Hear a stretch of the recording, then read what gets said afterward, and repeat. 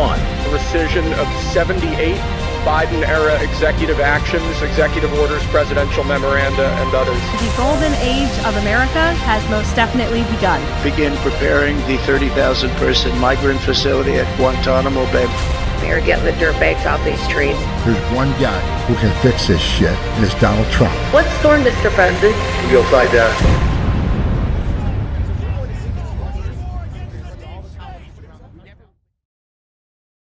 Jr., he was declared the front-runner for the New York Senate seat back in 1999. Days later, his plane crashed into the Atlantic Ocean, and his rival, Hillary Clinton, was elected senator. Mary Mahoney was a Clinton White House intern. She knew enough of the inner workings of Bill's sexual advancements to be a star witness during the Clinton impeachment trials. She was brutally executed at a Starbucks she was managing in 1997. In 1993, White House counsel Vince Foster was found dead in Fort Marcy Park near D.C. He supposedly killed himself, and among a lengthy list of potential foul play, the bullet was never found. Then there's James McDougal, a key witness for White House prosecutors. He was serving his 3-year sentence for bank fraud at the Fort Worth Federal Medical Center in Texas. And just before he was to give a testimony before the grand jury, McDougal suffered a heart attack in solitary confinement. In 2015, Walter Scheib, a White House chef hired under Bill Clinton, joined the list. His body was found at the bottom of a river, nearly 2 miles from the base of the trail he was reportedly hiking. An autopsy determined that Scheib's death was accidental drowning, but he might have known too much. 27-year-old Democratic National Committee staffer Seth Rich was shot and killed in D.C. this year. There is speculation that he was the source of the controversial leaked emails allegedly sent by DNC staffers, and that he may have been murdered in retaliation. Then Sean Lucas, the lead attorney in a fraud case against the DNC, was found lying on the bathroom floor by his girlfriend when she returned home on August 2nd. His death was reported classified, pending the results of an autopsy.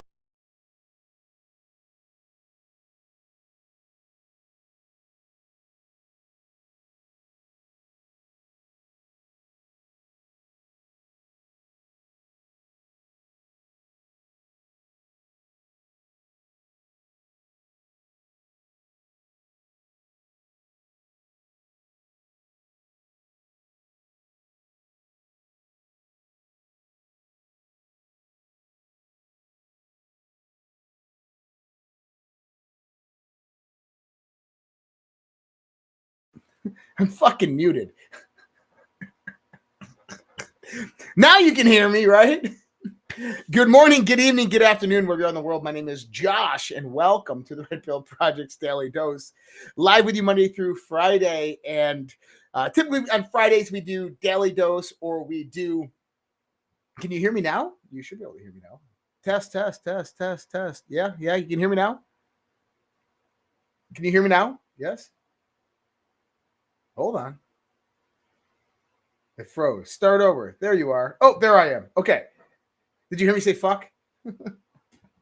Okay, good. You guys can hear me now. I'm lucky I had the chat up today. All right, I would have just been kept on going. Okay. Don't worry. Yep. 5-5. Okay. Yeah, we're good. Okay. So typically we do Conversation on the Fringe or Daily Dose on Fridays. I didn't have a guest tonight, so I figured Conversations on the Fringe.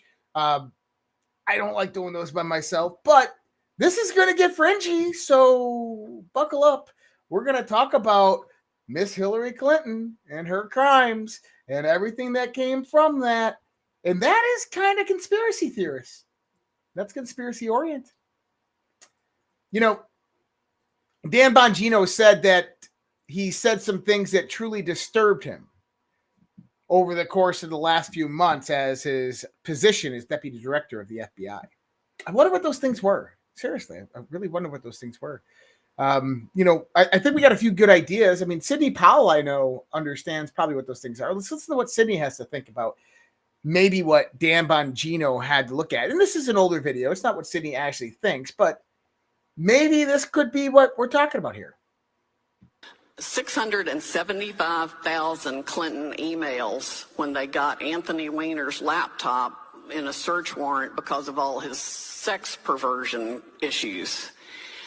It was all the Clinton emails, the Clinton Foundation, her Secretary of State emails, Huma Abedin's emails. Lots of people emailed Huma as a proxy for Hillary. So one of the things, if I were the president, I'd do is demand the Anthony Weiner laptop and get it to the most trusted person in the military to take apart everything on it and then start using it.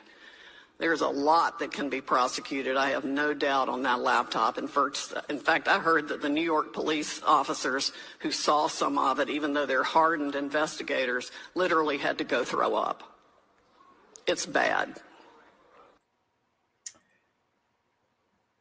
Huma Abedin, Anthony Weiner, Hillary Clinton. Now, what is that connection? What is it that potentially Dan Bongino is saying that has disturbed him to his core? Well, we have to go back a little bit to understand all of that. Go back quite a bit, actually. See, back around, I think it was, what, 20? Well, let's tell the story. Why don't we? Because I think it's good to just build a base foundation here, to understand what happened. Now, do you remember when Pizzagate broke? Does everybody remember, like, so I want to pull something up because there's a key context that I'm gonna bring about here.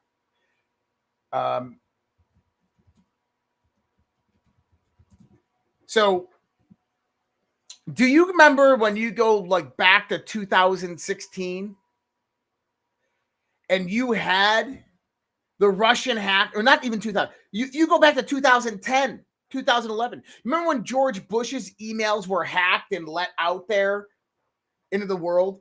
Remember GOODBRU and the DC leaks and all of this stuff? Do you remember that?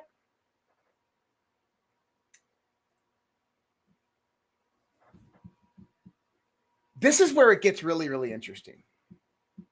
Russia is the largest scapegoat in the world. Now, I want you to start drawing a context here.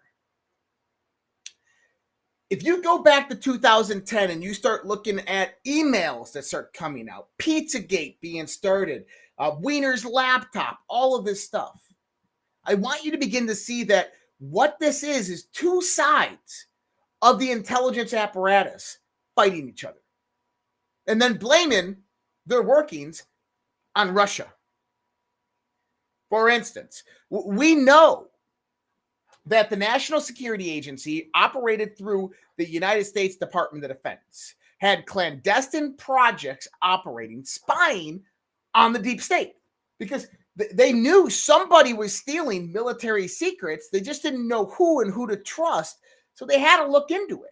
And as they began to look into what politicians or what bureaucrats or what generals or military members or government contractors are stealing military secrets, they uncover something else.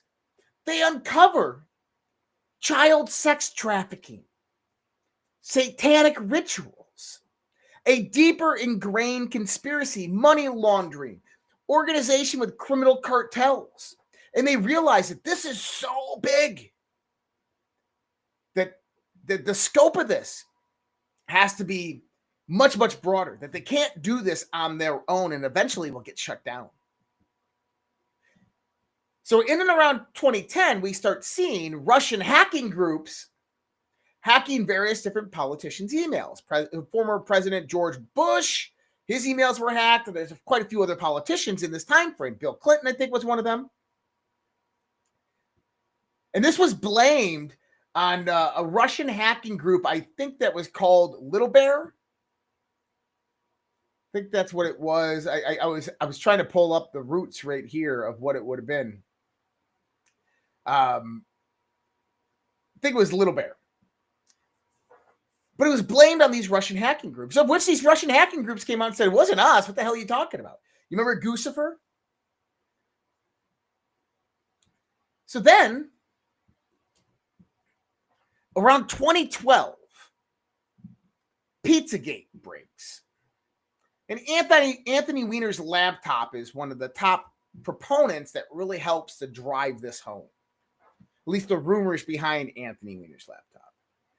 Understanding that politicians have some sick tendencies to send naked and nude pictures of themselves to 15, 16-year-old girls, and some of them talk behind the scenes with emails and code with pedophilic code in it. Like John Podesta. Andrew Breitbart comes on the scene, helps to break Pizzagate. Soon after this, he's dead. Michael Hastings tries to uncover what's going on in John Brennan's CIA and seems to die the same way that of a project that he was investigating, that the CIA was actually there. Cozy Bear, thank you. Cozy Bear, thank you so much. I think that's what it was. Lazy Bear, Cozy Bear, some shit like that. What I'm trying to tell you is that the people that gave Andrew Breitbart this intel were U.S. intelligence, military intelligence. The people that gave Michael Hastings the information on John Brennan were U.S. intelligence. The people that hacked these politicians' emails from 2010 into 2012 were not Russian hackers. They were the good guys and they were the bad guys, going back and forth. Now, why does that matter? Well, it matters when you start to look at what was actually occurring in this time frame. You have one side of the house that understands that the game is almost over, that the Obama administration had gained so much power over an 8-year period that they're screwed, that they're locked out, that they're about to get fired. And that actually did happen. 198 military generals were fired after Barack Obama was reelected in 2012.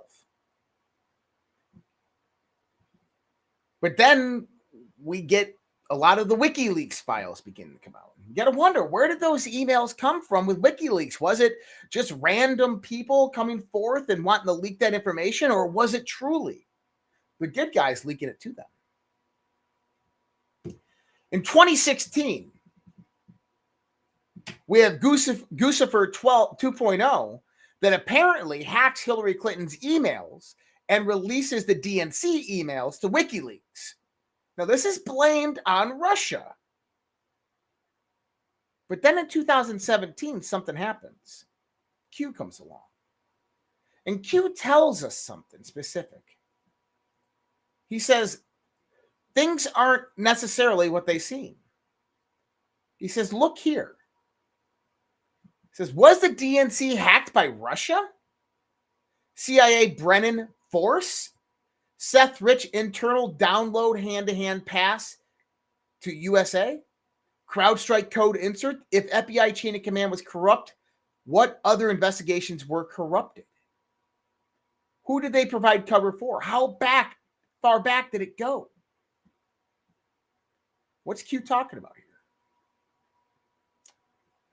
See, we heard during this time that Seth Rich is the man from the DNC who is disgusted about what he learned about how they were trying to stop Bernie Sanders. That he downloaded all the emails and leaked them to the world, gave them to Julian Assange at WikiLeaks. A few days later, Seth Rich was shot 9 times in the back on a morning walk with his wallet still in his pocket when he was found in D.C., Georgetown. When we begin to piece the puzzles together over what happened to Seth Rich, Q goes on to say, what's the purpose of MS-13? Who controls MS-13? And how do you order a hit and then get rid of the evidence? Well, what we find is 2 weeks after Seth Rich's murder, 2 MS-13 gang members died in a house fire. Just 15 minutes away from where Seth Rich was murdered. In other words, Q is pointing us to the fact that Seth Rich was killed by a controlled hit. That MS-13 was a controlled asset of U.S. intelligence, John Brennan at the time. That they killed the 2 MS-13 members afterwards that took out Seth Rich. And see, Julian Assange, He knows. He has it all. He knows who gave him those documents. That's why Pompeo and the other likes of the deep staters tried to take out Julian Assange, tried to get rid of Julian Assange, because he truly does bring down the house when we start talking about the DNC email leaks. Now, we'll get into the Weiner laptop here in a minute. But there's an interesting part in all of this. Now, if you remember decoding the drops, and I remember this one specifically April 30th, 2020, we looked into this. All this information was fairly new and fresh back then, even though it was still 8 years old or 4 or 5 years old. There was records showing CrowdStrike receiving, I think it was $380,000 directly from the DNC the day after Seth Rich was killed.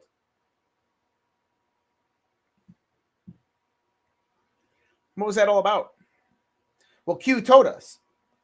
CrowdStrike code insert. What do you mean CrowdStrike code insert? Number one, if you remember the DNC emails, you had bias against Bernie Sanders. You had media collusion that was discussed, pay for play, smear campaigns, financial manipulation, BLM protesters, DOJ, FBI coordination with Hillary Clinton, security that was in the DNC. Remember what really happened, though? Seth Rich downloaded those emails. He handed them off to which they hired MS-13 as the cleanup crew. And then here's the key. CrowdStrike injected a code in to make it appear to be a Russian hack. And then the FBI and the CIA covered it up and blamed it on Guccifer 2.0. In other words, that hack wasn't a hack. It was a hack that never actually happened. Instead, they covered it up and made it look like a hack. Their own incompetence, leaving their system unsecured to where just a staffer can go in and grab the emails. But it shows you that the Russia narrative has been utilized for a very long time. Now, when we go into the Anthony Weiner laptop, this is where we begin to see the truth of what really was transpiring. Because you got to remember, they're just going to blame things on Russia when it's really them. Now, with Anthony Weiner, if you remember, an anonymous source, tipped off the NYPD of then Congressman Anthony Weiner sending nude photos of himself to a 15 or 16-year-old girl at the time. They go in there, they seize his laptop, and as NYPD detectives begin to look at his laptop, they find a folder called insurance. They open up the folder, and sure enough, 637,000 emails from Hillary Clinton.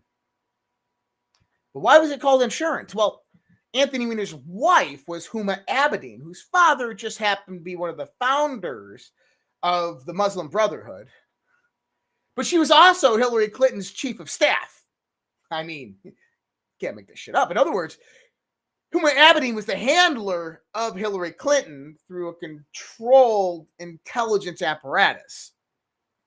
And they were keeping tabs on Hillary Clinton through Anthony Weiner's laptop, an insurance policy, a dirt pile. And on that laptop, I've been told, is some pretty startling revelations. Everything from murder and pay for play, corruption, to pedophilia, to things much worse and much evil. Things that we've heard about, like the 555 raw frazzle drip video.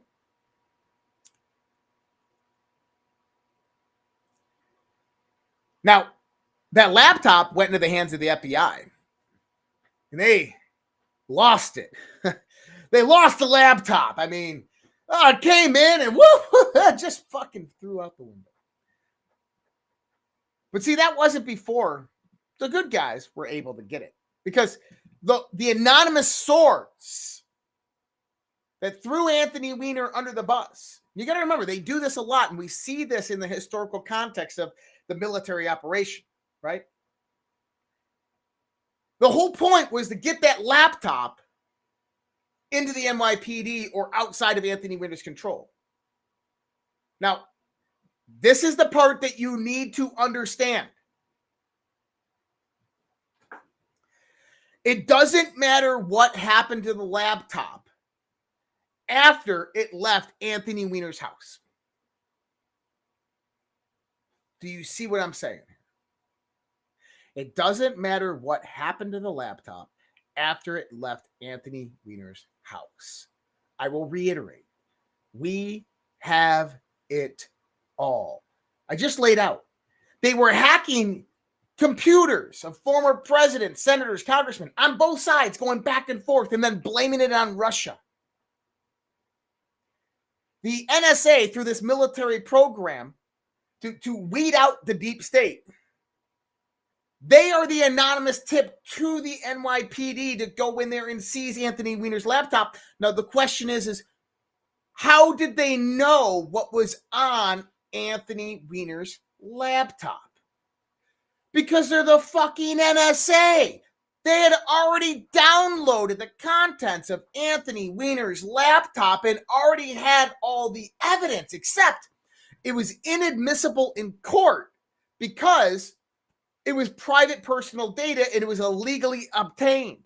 But the moment that that data was taken by the FBI, taken by the NYPD, now it became admissible in court. It doesn't matter how you got it. They can go out there and say, hey, we found it in a burn bag in a broom closet at the FBI building.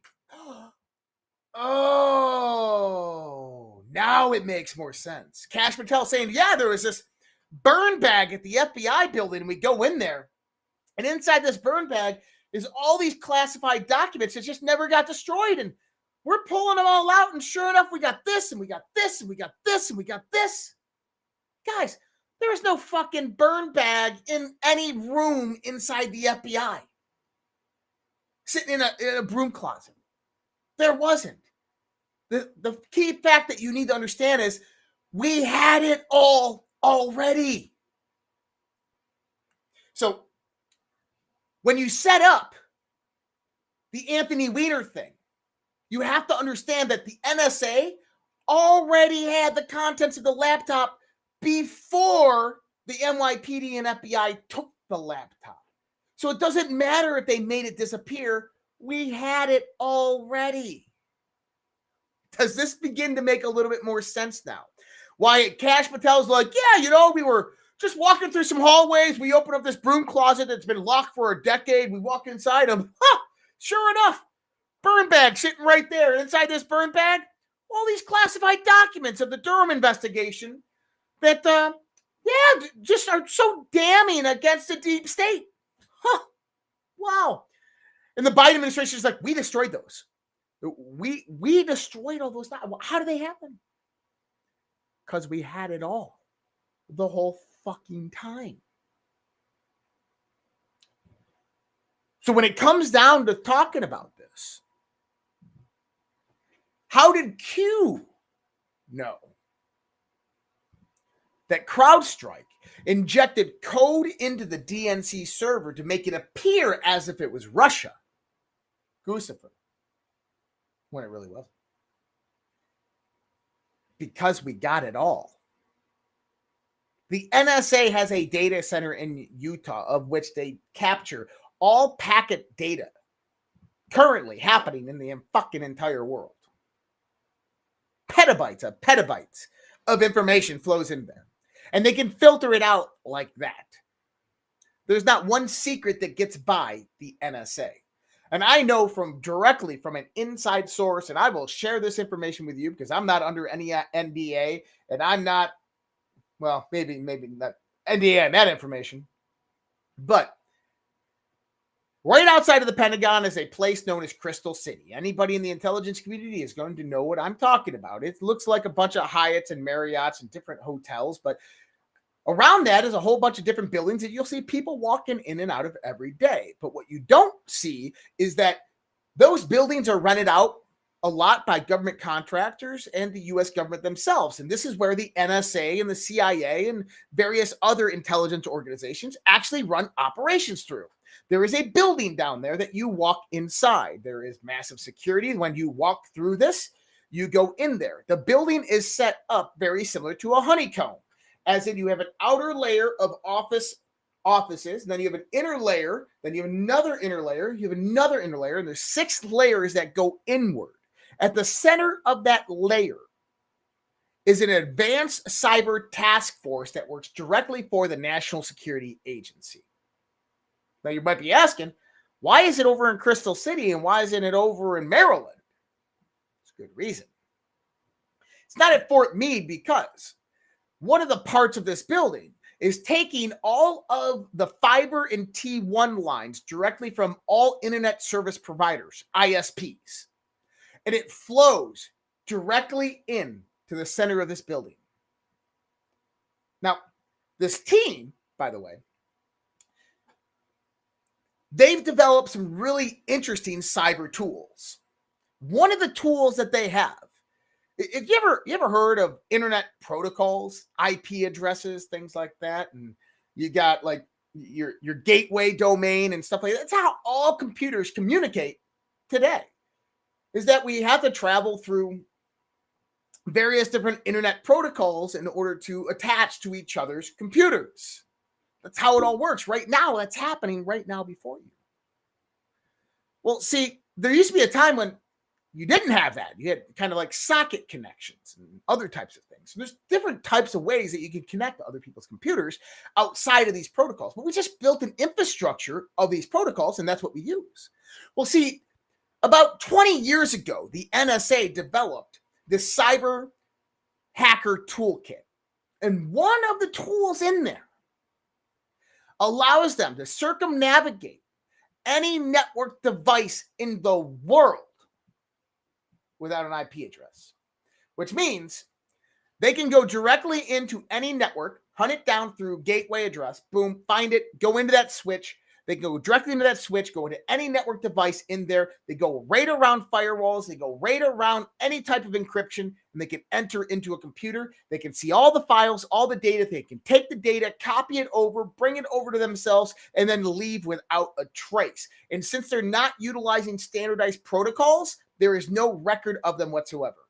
And I know this for a hands down fact because I know the guy who worked there or works there. Okay? So what I want you to understand is that when we say we have it all, we got it all. Now, how do we know this? A good friend of General Michael Flynn when he was at the Defense Intelligence Agency was a Navy admiral. At the time, the Navy admiral wasn't really in intelligence. He was in cryptography, right? Which is a little bit different than intelligence. Mike Flynn pushed and moved doorways to get this guy into the National Security Agency. He ended up becoming the head of the National Security Agency. His name was Admiral Mike Rogers. If you don't know who Admiral Mike Rogers is, it's a good time to go look him up because he's going to become incredibly relevant here in the next 6 to 12 months because he's the reason why we have it all. See, Mike Rogers led the NSA, the National Security Agency. Mike Rogers, through a National Security Council meeting after Flynn was all out near the end of the Obama administration, learned that there was active FISA warrants on Carter Page, Papadopoulos, and that they were wiretapping Trump Tower to the point as national security, as the director of the National Security Agency under the Obama administration, Mike Rogers got in his vehicle in Washington, D.C. and drove up to New York City to Trump Tower, walked in the meeting and went,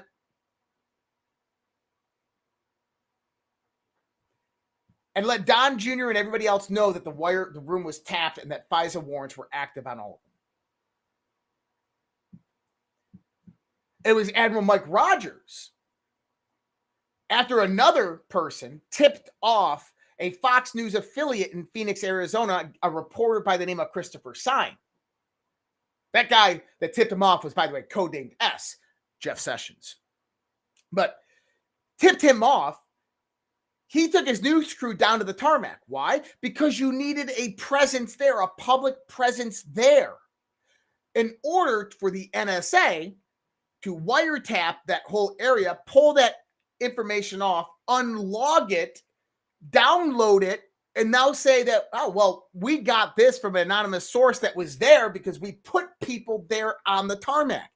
Understand that Christopher Stein from the Fox News affiliate was covering that story. Number one, to break it. Number two, because we had digital personnel there, where now we could say is that, oh, well, you know, this evidence is coming out of the Clinton tarmac meeting. Well, how did you capture that evidence? Well, the news crew is what captured it.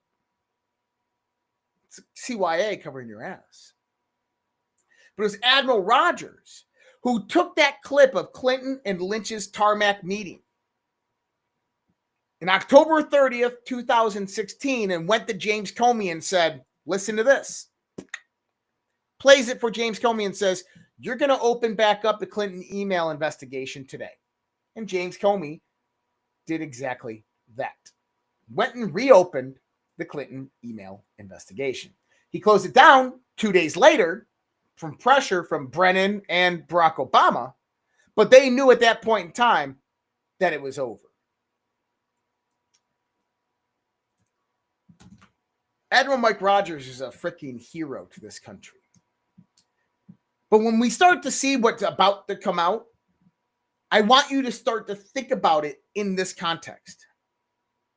That Trump has had it the whole time. They've had all the information. They have the contents of Anthony Weiner's laptop. They have Hillary Clinton's destroyed emails. They have the entirety of the communications that have occurred over the last 10 years between the deep state actors. Remember when Q said, how does Soros communicate with the DNC? And then the next post he does is, how does China communicate with the DNC? Now, the post before this was, why did George Soros buy Activision, a gaming platform? Then you go into the Xbox game logs and realize that they're voice chats, which are not recorded or registered on the Xbox platforms, or how they were communicating. And if Q was putting that out in 2018, then when the thing you have to understand is that we have it all and we know who they were. That we have all of those internal communications. Q was taunting them, saying, guys, we know that you're communicating. FISA works both ways. We're listening to you. And the deep state continued. And we're talking about deep state plays like John Brennan ordering the assassination of Donald Trump back in 2018 on June 10th. We're talking about understanding the personal meetings in the White House between Barack Obama, Brennan, and other high-level people to protect our democracy and our country, of planning Operation Silence to try to take out Donald Trump. We're talking about the RNC after Donald Trump won the RNC primary, communicating through Proton Mail with Pence and Ryan and other DNC figures to try to run Article 9 of the RNC on Donald Trump, to where they get to replace the RNC, or the Republican primary winner, in the case that he becomes incapacitated, dead, or has a stroke. And guess what? They were planning it. So when we say justice is coming, fucking buckle up, because justice is coming. We got it all, people. And I find it comical because we're starting to see right now from people out there on the left, and you're watching Adam Schiff and Kinzinger and these other lefties who are like, this new evidence that Kash Patel found is just nothing more than Russian disinformation. There was no burn bag at the FBI. How do they know that? They know that because they were assured that all of this intel, all of this information was destroyed. But it wasn't, because we had it the whole freaking time. The smoking gun evidence. How confident was Barack Obama and the rest of the DNC when all this evidence started flowing out? fairly confident because they believed that the evidence had been destroyed. Now, nothing but silence. Now, they're lawyering up. Just like you saw Jane Clapper the other day on CNN just realizing he's fucked.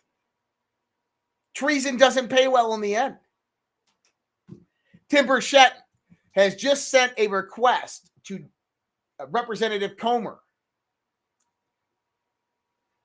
to have George Soros and his senior executive Leonard Bernardo to appear in front of Congress to explain their involvement in the 2016 Russian collusion hoax. Today we learned Jack Smith is under investigation for playing politics with Trump's prosecutions. The Office of the Special Counsel launches a formal probe into whether Smith violated the Hatch Act by timing prosecutions to hurt Trump's 2024 campaign. Today, the DOJ introduced classified evidence against wannabe Trump assassin Ryan Ruth. Judge Cannon ruled the evidence could cause exceptionally grave damages to national security of the United States and therefore sealed it. Ryan Ruth, who has direct connections to Ukraine, most likely the Azov battalions in the Central Intelligence Agency, was a recruiter for mercenaries, third-party recruiter for mercenaries to go to Ukraine to serve, so most likely operating with the intelligence agencies, has now had evidence against him that is classified and sealed due to national security. What do you think that is? What evidence do you think that they found when looking at Ryan Ruth? What evidence do you think they had on Ryan Ruth? Maybe communication between various subcontracting components of intelligence agencies that hired him and utilized MKUltra and then manipulated him. I mean, you just had DNI Tulsi Gabbard come out the other day and said, hey, by the way, Operation Mockingbird is still active, right? Tulsi Gabbard just came out and said Operation Mockingbird is still active. Now, that's kind of interesting because I remember post 113 on the Q boards. You know, what does post 113 say? Let's look it up. Drag over. It's not letting me drag this over. There it is. Okay. Controlling, okay, so social media platforms, top 10 shareholders, Facebook, Twitter, Reddit. Why is Saudi Arabia relevant? Mainstream media. Controlling stakes in NBC, MSNBC, ABC, CBS, CNN, investors in Fox News. Why is this relevant? What is Operation Mockingbird? Active? And what did Tulsi Gabbard just come out and say? Operation Mockingbird is active and she's moving to shut it down. And now, what I would actually recommend, if anybody wants to learn more about all this, go listen to Alpha Warrior's show and his conversations with Colonel Towner on Operation Gladio. But see, if Operation Mockingbird was shut down in the 1980s, you remember, after all it was shut down. But it's still active. Anderson Cooper trained at the farm for the CIA. Who is Anderson Cooper? Well, he's the heir to the Vanderberg family fortune. You remember when I had Patrick Byrne on the show and me and him were discussing? And he was talking about how he was recruited by intelligence types for the FBI and CIA. And then he said something interesting. I asked him a question. I said, is this pretty normal for anybody who has mass amounts of wealth? And he goes, every CEO you will find is recruited at some point by the intelligence agencies. Which means that when you start to get into the deep of it, anybody with social power and influence is recruited by the intelligence agencies.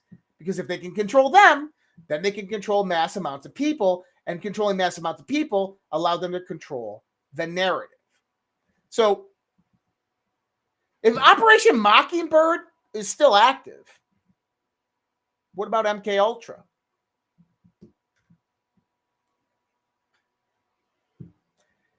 Think about Thomas Crooks, Ryan Ruth. Think about all the active shooters. Think about Fort Hood. Fort Hood is a great example of MKUltra.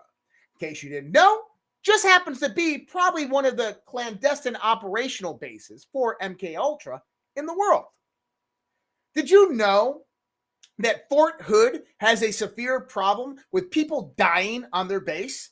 That over the course of the last, 8 years, you've had over 20 people die each year. Army soldiers die each year, getting lost in the woods in Fort Hood and they die, or suicides. Lots of people die at Fort Hood and it's not even talked about anymore. You remember that active shooter back in 2008, the major in the Army, Hassan Hussein or whatever his name was? He was a military officer at Fort Hood, an active shooter.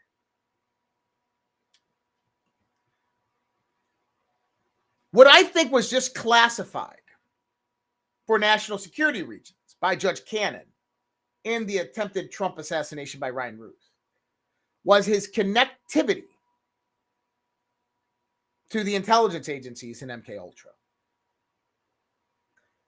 The same thing with Thomas Crooks, which, by the way, nobody's heard anything about that since then. Donald Trump came out months ago and said, I'm going to release everything pertaining to the Butler incident. It needs to be declassified. People need to hear it. He said, you will see this next week, and it never happened. We haven't heard a word since from it. Why? Well, the reason why,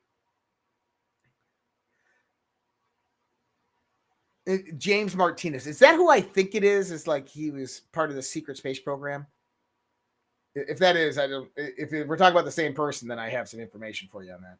But why did Donald Trump not come forward with that information?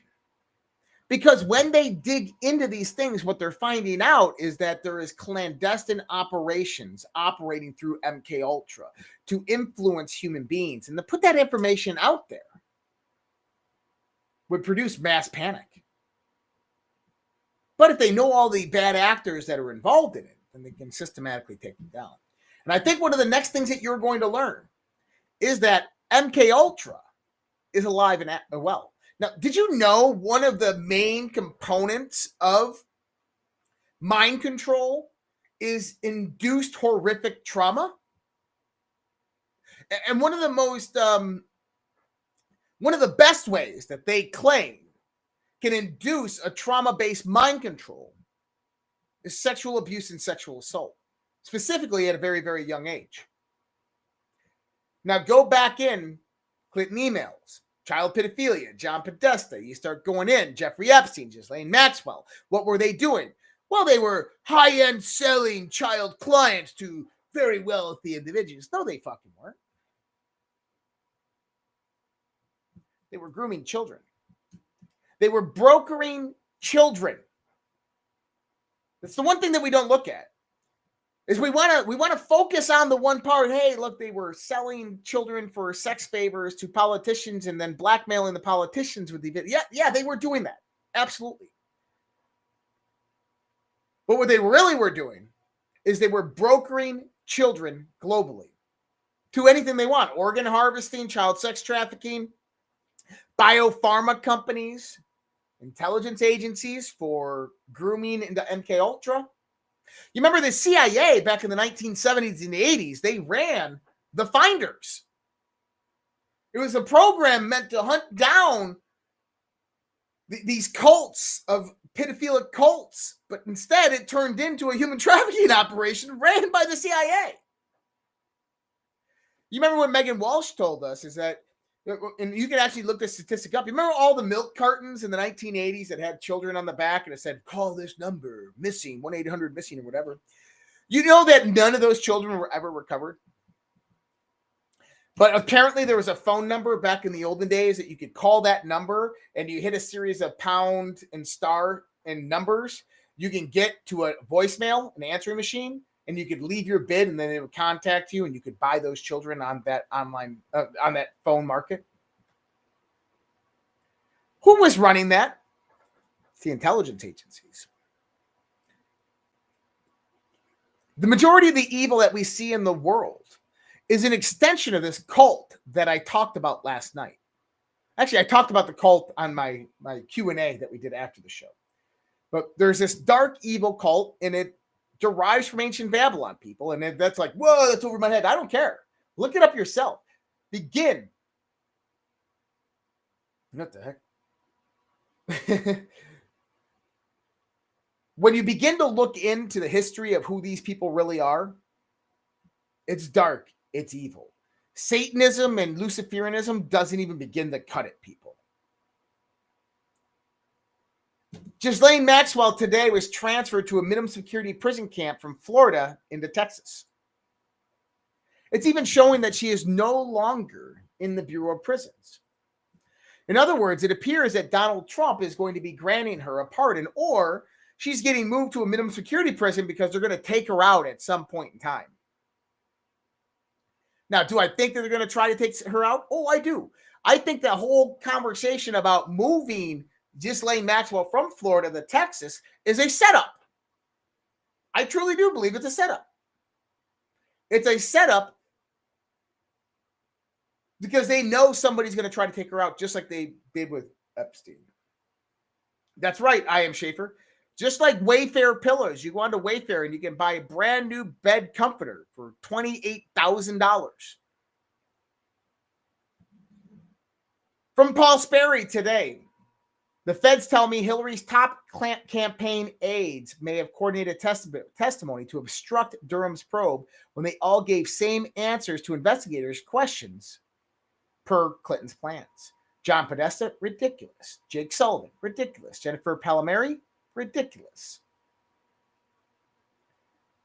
By the way, it's illegal. And basically gets rid of their... brings them into the context of perjury when we start looking at that. Hold on a second here.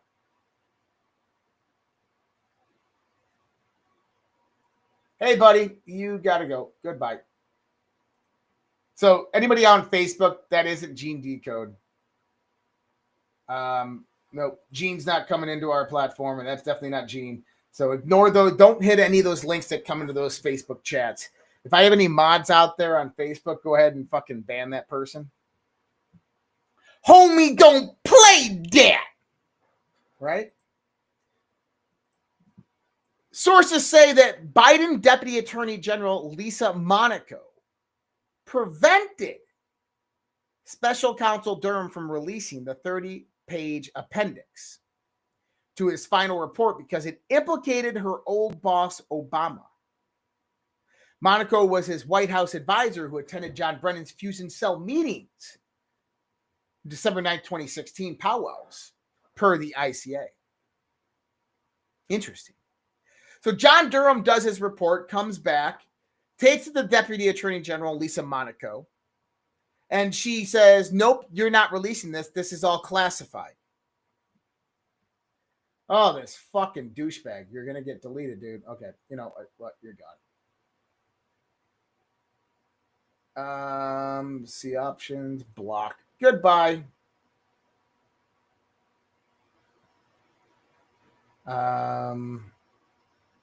Okay, goodbye. You're blocked. See you, dude. This fucking people. You know, this is why we can't have nice things, because you get fucking people pretending to be people, putting out spammy links out there, trying to scam the fuck out of people. Fuck off. So when we start talking about FISA Gate, Russia Gate, Obama Gate, when we start talking about Clinton Gate, and we start talking about Election Gate and all of this shit, one thing that you have to truly understand is something I laid out last night. FISA Gate was not the crime of the century. FISA Gate is not the end all of end all. FISA Gate was the deep state's attempt to take down Donald Trump to regain power to cover up their crimes from the previous 50 years.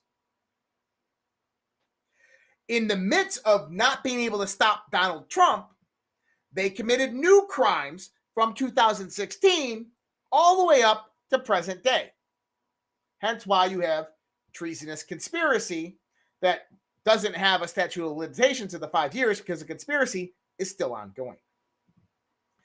FISA Gate unlocks the doors of all doors. FISA Gate leads Hillary Clinton, Benghazi, Hillary Clinton's emails, Anthony Weiner's laptop. It leads to the answers about Seth Rich and why he was killed by MS-13 and why the DNC covered it up and why they paid CrowdStrike. It leads to CrowdStrike server that was just mentioned yesterday that I so nicely pointed out to everybody, and nobody, other influencers, wanted to listen to what I was saying. CrowdStrike server, Ukraine, Burisma. Why was it there? Well, it was there to set up Donald Trump spoofing Russian IP addresses on the 2016 election, but it was also a proxy node to run the Smartmatic software through to steal the election, of which Putin shut down. Now uncovers that. We start talking about stolen military secrets, SAP program emails, Hillary Clinton, Benghazi, extortion 17. We start talking about Fast and Furious, Uranium One. We start talking about Barack Obama bringing China into U.S. infrastructure, Yahweh. Corroboration directly with the Obama administration inside the administration when they were in power and outside of their power shell with foreign adversaries, Venezuela and China, treason at the highest levels. And that's just pre-2016.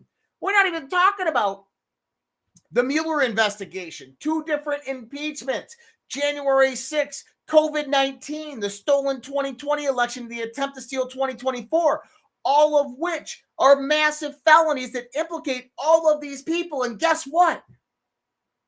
We have it all.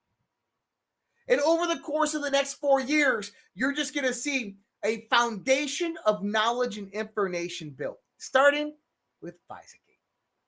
The first thing they had to do is cut off their funding. They cut off their funding. Now they can't fund all of these protesters and rioters. And then they put the military in certain places. And now they're not going to rise up because they know they'll be shut down. And you're going to see FISA Gate begin to blossom and expand into everything else. And justice is absolutely coming. Now, if you followed my work, then you know back in early January and February, I wrote some articles pertaining how when it comes to the threat of China versus the United States in the new AI Cold War, global homogeny, that anybody who retains ASI, artificial superintelligence, first is going to have super authority over the world. They're going to be the next hyperpower. And that if war does break out between now and then between the United States and China, Russia is the only country in the world that matters to either side. Europe doesn't fucking matter. Australia, Africa, none of it matters. The only country that matters when it comes to a war between 2 superpowers like China and the United States is Russia. And at first, when Trump came out, things were going very good with Vladimir Putin. Vladimir Putin's got a lot of problems in Russia. Specifically, one of the big problems is Ukraine. Dmitry Medvedev came out the other day and basically said, Trump, don't threaten us. You know, you can threaten all these small actors, but we're Russia. And if you want war with us, if you want to start war with us, we'll bring war. He said something along those lines. Trump today came out and said, based on highly provocative statements by former president of Russia, Dmitry Medvedev, who is now the deputy chairman of Security Council of the Russian Federation, I have ordered 2 nuclear submarines to be positioned in the appropriate regions, just in case these foolish and inflammatory statements are more than just that. Words are very important and can often lead to unintended consequences. I hope this will not be one of those instances. Thank you for your attention to this matter. In other words, Donald Trump ends it again with thank you to your attention on this matter. Now, what happened with Russia? Nothing to do with Ukraine, people. Instead, China. Remember what I said, Russia is the ultimate variable. Now, what's happened with China? Well, China is kind of in a limbo type of situation with Xi Jinping and other members of the CCP. But I actually have a feeling that this is theater. with Russia. This is theater with Russia. And the reason I believe that is because 3 weeks ago, the U.S. military, and this was seen through logistic control channels, moved U.S. nuclear gravity bombs to the U.K. That's interesting. That doesn't happen all the time. We're now sharing nuclear warheads again since 2008 with the UK. Then you have this Microsoft hack, SharePoint servers, Azure, all of this stuff. I think what Trump is doing is, you got to remember, Russia is the symbolic boogeyman of the world.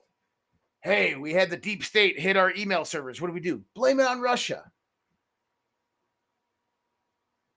Trump is, I think, moving the nuclear arsenal around for a reason. Number one, showing that he's in control of it. And there's a reason for that. Number two, utilizing it as a relay back to the deep state that we are ready, we are armed, and we will counter. This is fucking comical. This is from a lefty's X account. I actually went and started researching this today. There is a whole blog series on this about a former NSA employee who has came forward claiming to be a whistleblower, saying that the NSA election audit detected fraud in the 2024 election, that Kamala Harris and Walz actually got 64% of the vote and that Trump stole it through a exploit in the ES&S voting system. Listen, Rich Meyer says a former CIA agent claims to have participated in an NSA authorized audit of the 2024 election, which found Kamala Harris and Tim Walz won. The agent alleges a cover-up involving transnational organized crime and manipulation of voting software by ES&S, highlighting vulnerabilities and a lack of oversight. The agent emphasizes the need for a full forensic hand count of the election. Where have I heard this before? No, this is lefties. This movement is getting huge within the lefty community. It's all over the place. Now, this agent, this guy, he looks nothing more than some LGBTQ guy that came under the Obama administration. But here's the thing. No formal whistleblower complaints. No evidence or information has been presented other than what his testimony and his blog and his free book provides. He's not collaborating with anybody in the DNC or the Democrat side. He just claims to be ex-CIA, former CIA, who worked on an NSA authorized audit of 2024 elections, which makes no sense. There's no such thing. And they said that basically a config.ini file from ES&S was moved from a private encrypted folder to a public folder, which meant that the configuration could be altered. But in order for that to actually happen, you would have to be on site to alter it. Do you want to know what I think this is? Here's my best guess at what you're seeing in real time right here, because this is starting to get a lot of traction in the lefty communities. And the claim is so familiar to me. This is what I think this is. You can't tell the people, you have to show them. This is psychological warfare at its finest, laying the groundwork for the left. How many people in the Democrat and left side are going to begin researching election software systems, are going to begin researching, did Donald Trump really win the 2024 election, or did Kamala win, and going out there and looking at the election machines and software and those incorporated with them? They're going to see Dominion, they're going to see Smartmatic, and they're going to start to see the connection, Smartmatic in Venezuela and Malik Brown and George Soros. And then they're going to start looking and go, maybe they did steal the 2020 election from President Trump. Psychological warfare at its finest. This is a intelligence operation that is going on by the good guys against the left, retraining the minds, unbrainwashing the left fuckery. That's what I think this is.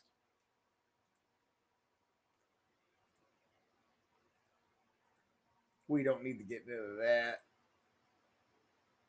Vice President J.D. Vance says he is going to get to the bottom of UFOs. I love this. Let's check this out.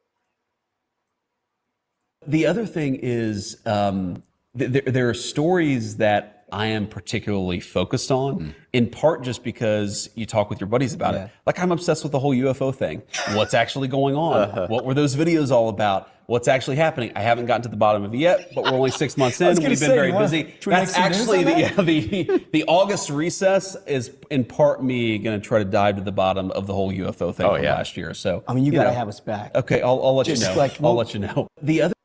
Now, this is interesting. Dr. Robert Malone was just on a podcast, how he was said he was talking to RFK Jr., who said he was briefed on the biologics aspect of Roswell, and that it's real, that it happened, that it was that was extraterrestrials and bodies were found. Now, you might have heard that Abby Loeb, this professor from Harvard, is claiming there's this big comet coming into our solar system as an alien threat or something like that. I don't think it is. But MYPILLOW today, actually, I agree with what she wants to do here. She came out and she says, I'm urging NASA to extend the Juno mission to study interstellar object 31 Atlas. Thank you, Abby Loeb, for your continued dedication to exploring our universe. We must seize this opportunity for groundbreaking discovery. And basically what they want to do is they want to reposition the Juno spacecraft that is currently in orbit around the polar orbit around Jupiter and move this to intercept this interstellar object, of which would be the first time in history that anything like this has ever happened before. And my thoughts are, coming from MYPILLOW, it's going to happen. Now, I don't think that this is some type of external spacecraft that is entering our solar system. It's going way too slow, although it's going really, really fast. The reason I say that is because it's a big fucking rock. We can see it. You can look at it with a telescope. But I think what it's doing is this is all prepping us for what J.D. Vance was just talking about. We're going to intercept this thing by November with the Juno spacecraft. We're going to see things on it that are going to be like, whoa, we've never seen that before. We need to send a manned mission out there. Elon, get a spacecraft. Let's go out there. Let's grab some scoops of this thing. We're going to find new mineral deposits. All this shit like that's going to happen from this. And it's going to prompt discovery. Something like this is going to be uncovered. I'm just prophesizing this now. This is going to happen, and when it does happen, something big and major is going to come that's going to lead to the stuff that J.D. Vance was just talking about. That's my thought. All right, guys. It's Friday. It's Friday night. Get out of your houses. Go out, have a beer, have a drink, relax, chill, go have a good time. Excuse me. I'm going to have a pretty decent weekend. We got some content coming towards you this weekend. I got to finish it up. It's been so damn busy lately. But we're going to have that coming out towards you. We have Miracles Online coming out tomorrow night. Well, we're going to put the conspiracy streams on here this weekend, so just pay attention to that. I'm going to try to get some new content up there. That's the only reason I haven't been playing them. But other than that, much love, respect, God bless. Thanks for keeping up with us. Follow, like, please, Rumble, likes. Get those likes out there. Our viewer rate, we've been trending on the leaderboard on Rumble for the last week. Keep it going. Get those fucking likes out there, guys. Much love. Appreciated that. If you want to visit us or subscribe to any of our content, if you're on X and you're watching us right now, you can go ahead and do X Premium. That absolutely does help support us and everything we're doing. That's by getting a subscription to our X account. One of the best places, redpillproject.substack.com. Check that out. Got tons of new content. Sean Morgan has came on board with me. He's producing some new content, so you can go out there and check that. He's got a 5-minute video. He's got a new blog up there today about AI. Primary website, redpills.tv. You can find all of our links, all of our social media right there. So much love, much respect, much appreciated. Take care. Good night. Have a one. See you next time. I don't have to tell you things are bad. Everybody knows things are bad. The air is unfit to breathe, and our food is unfit to eat. I don't know what to do about the depression and the inflation. I want you to get mad. I have come here to chew bubblegum and kick ass. and I'm all out of bubble. People should not be afraid of their governments. Governments should be afraid of their people. The more you fuck around, the more you're going to find out. These people are still a part of that system, and that makes them our enemy. We accept the reality of the world with which we're presented. It's as simple as that. I want you to get up right now and go to the window, open it, and stick your head out and yell, "I'm as mad as hell, and I'm not going to take this anymore!"